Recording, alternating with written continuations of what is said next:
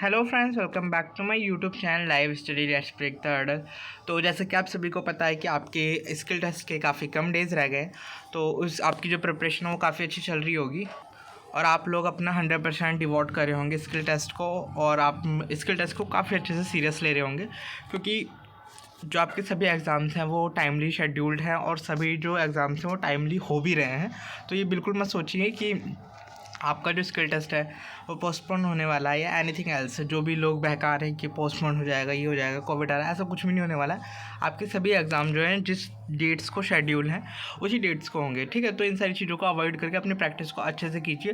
तो मुझे लगा कि मैं कुछ टिप्स देना चाहता हूँ आप लोगों को स्टेनो की रिगार्डिंग, जो आपको जब आप अपना ट्रांसक्रिप्शन कर रहे हैं स्किल टेस्ट के दौरान आपको बहुत सारी चीज़ों को माइंड में रखना है। तो प्लीज़ इस वीडियो को पूरा देखें, लास्ट तक देखें, और अगर आप अभी तक इस चैनल से नहीं जुड़े हैं तो प्लीज़ मेक श्योर करें कि आप इस चैनल से ज़रूर जुड़ें, ठीक है। सो मैं शुरू करता हूँ वीडियो को। तो सबसे पहला जो पॉइंट है आपका, जब भी आप डिक्टेशन को लिख रहे हो या लिखने वाले हो तो उससे पहले अपने आप को एक बार रिस्ट्रिक्ट कर देना है कि आपको अब कुछ भी नहीं सोचना है एक्सेप्ट योर मैटर। जो भी मैटर बोल रहा है उसे आपको लिखना है और आपके माइंड में कुछ भी नहीं चलना चाहिए, क्योंकि 98% बच्चों के साथ ये दिक्कत है कि जब वो मैटर को लिख रहे होते हैं तो उनके माइंड में कुछ ना कुछ चीज़ें चल रही होती हैं। बहुत कम ही लोग होते हैं जिनके माइंड में ये चीज़ें दिक्कत नहीं करती हैं, पर मोस्टली बच्चों की ये दिक्कत है। तो मुझे लगा कि कहीं ना कहीं इस पॉइंट को मुझे टैकल करना चाहिए। तो प्लीज़ अपने आप को रिस्ट्रिक्ट करें कि आप कम से कम सोचिए किसी भी चीज़ के बारे में बिटवीन योर डिक्टेशन। जब भी डिक्टेशन आपकी बोली जा रही है अपने आप को कंपोज रखें, ठीक है, कि आपका माइंड इधर उधर डिस्ट्रैक्ट ना हो और आप उस डिक्टेशन को अच्छे से लिख सकें और आपके जो सिली मिस्टेक्स है वो अवॉइड हो सके।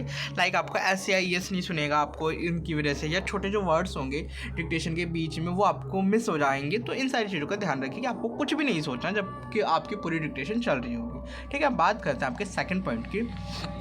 बहुत सारे बच्चों को क्वेश्चन ये आता है कि जैसे कोई नया वर्ड आता है हम उसे बनाने की कोशिश करने लगते हैं और क्या होता है उस चक्कर में हमारे जो इजी वर्ड्स होते हैं वो छूट जाते हैं, और ये बहुत जेन्युइन प्रॉब्लम है।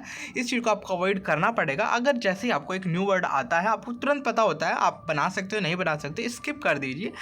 अगर आप स्किप करोगे ना, ऐसे ज़्यादा से ज़्यादा आपके पास 10 या 15 वर्ड्स होंगे जो आपको नहीं आते होंगे, अदरवाइज आपको पूरा मैटर अच्छे से आता होगा। तो उन वर्ड्स के चक्कर में आप ज़्यादा गलती मत बढ़ाओ, क्योंकि अगर छोटे वर्ड्स छूटे तो आपकी मिस्टेक्स जो है वो बहुत ज़्यादा हो जाएगी और हो सकता है कि आपका स्किल भी क्वालिफाई ना हो। तो प्लीज़ इन सारी चीज़ों को माइंड में रखें। अब बात करते हैं कि आपकी जो आउटलाइन है ना उसे आप जितना हो सकता है कंसाइज बनाइए, बिल्कुल छोटा करके बनाइए जितना आपसे हो सकता है, जो रीडेबल हो, जिसे आप रीड कर सकें आसानी से, ठीक है। इतनी शॉर्ट करें, ज़्यादा भी छोटा मत करना कि खुद ही नहीं पढ़ पा रहे हो क्या बना के रख दिया, ठीक है। तो अपनी आउटलाइन को छोटा रखना और क्लियर रखना कि मैं क्या बनाना चाह रहा हूँ वो उसमें क्लियर दिखना चाहिए, ठीक है।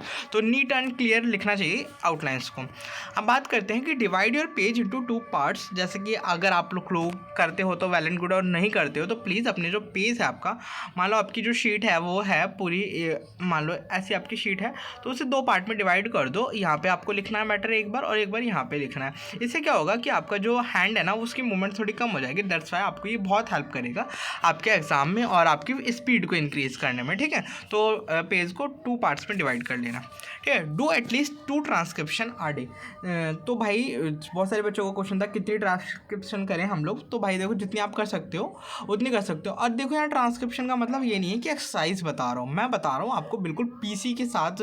जो मतलब आपने डिक्टेशन नोट डाउन करी 10 मिनट की, फिर आपने 5 मिनट का रीडिंग के लिए उसे टाइम दिया और रीडिंग करने के बाद उसे आपने ट्रांसक्राइब करा और आपको टाइप करने के लिए जितना टाइम अलॉट होता उतना टाइम लिया और उसके बाद उसकी जो मिस्टेक है वो निकाली, इसे बोलते हैं पूरा एक ट्रांसक्रिप्शन, ठीक है। तो कम से कम 2 ट्रांसक्रिप्शन दिन में होने चाहिए और इसमें कम से कम 7 से 8 घंटे का बीच में गैप भी होना चाहिए, क्योंकि आपके माइंड को काफ़ी स्ट्रेस हो जाता है जब आप एक बार आप पूरे ट्रांसक्रिप्शन को करते हो।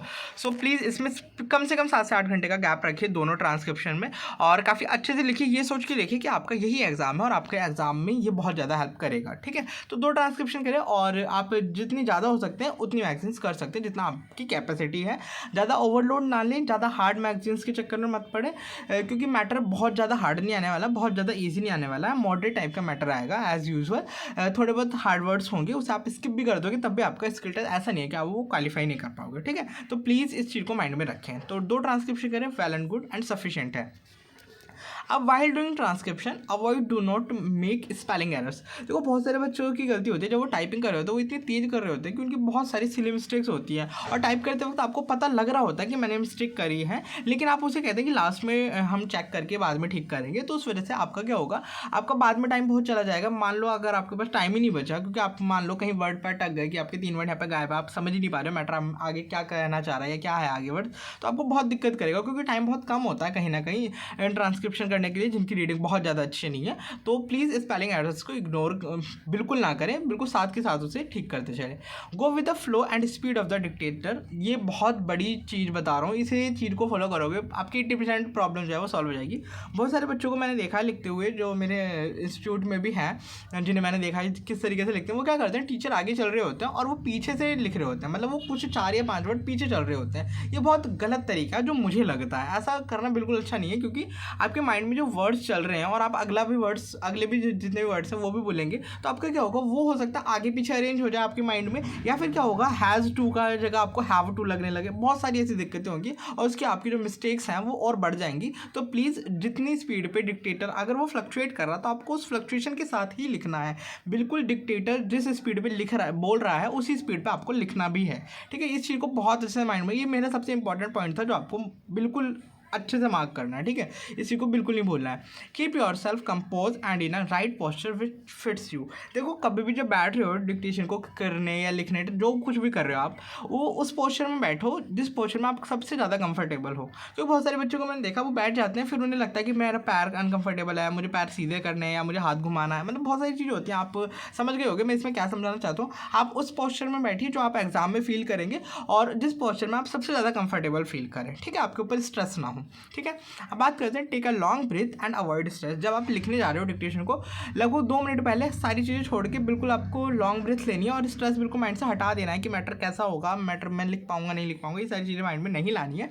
और आपको क्या करना है, लंबी लंबी सांसें लेनी है और अपने आप को बस एक ही चीज़ करनी है कि मुझे अवॉइड करनी है। अगर कोई नया वर्ड आता है मुझे अवॉइड करना है और स्किप करना है मैक्सिमम अगर हार्ड वर्ड है तो, पर लेकिन जो इजी वर्ड है वो मेरा सिंगल भी नहीं छूटना चाहिए। ये चीज़ अपने आप को डायरेक्ट किया करो। ठीक है, तो बहुत हेल्प करेगा मुझे लगता है ऐसा। और अब लास्ट, आई थिंक ये लास्ट है, हाँ। तो if you have not written any words do not think about it, otherwise your whole matter will be destroyed in seconds. क्योंकि ये चीज़ बहुत ज़्यादा होती है, सबके साथ होती है, मेरे साथ भी होती है, कॉमन है। जैसे मेरे साथ क्या होगा कि मैं कोई वर्ड, मैं पूरी डिक्टेशन लिख रहा हूँ और क्या हुआ कि मेरे कुछ वर्ड्स स्किप हो गए, मान लो किसी भी रीज़न से स्किप हो गए, मेरे माइंड में कुछ चला था एक्साइटेड, कुछ भी हो गया और आपका क्या हुआ कि कुछ वर्ड्स छूट गए। तो आप प्लीज़ ये मत सोचिए कि आपके वो वर्ड छूट गए, मैं क्या करूँ, टेंशन हो गया, आप मैटर खराब हो जाएगी। उससे क्या होगा कि आपके जो आगे आने वाली लाइन है ना उसमें भी छूटेगा, क्योंकि आप स्ट्रेस ले रहे हो उस टाइम ये सोचो मेरे 4 ही वर्ड छूटे ना, दैट्स इट, मुझे आगे बढ़ के आगे कंटिन्यू करना, आगे कोई मिस्टेक ना करूँ। ठीक है, उस चीज़ को मैं आगे कवर अप कर लूँ। ठीक है, तो इन सारी चीज़ों को मुझे लगता है बहुत अच्छे अच्छे पॉइंट्स मैंने इसमें इंक्लूड करे। आपको वीडियो कैसी लगी प्लीज़ मुझे सजेशन बताना अपना, और भाई अगर अच्छी लगे तो प्लीज़ मैक्सिमम लोगों तक पहुंचाना। और अगर आप इस चैनल से नहीं जुड़े हैं तो प्लीज़ मेक श्योर करें कि चैनल को सब्सक्राइब करें, वीडियो को लाइक करें, मैक्सिमम लोगों तक पहुंचाना आप लोगों को। So thank you for joining this session.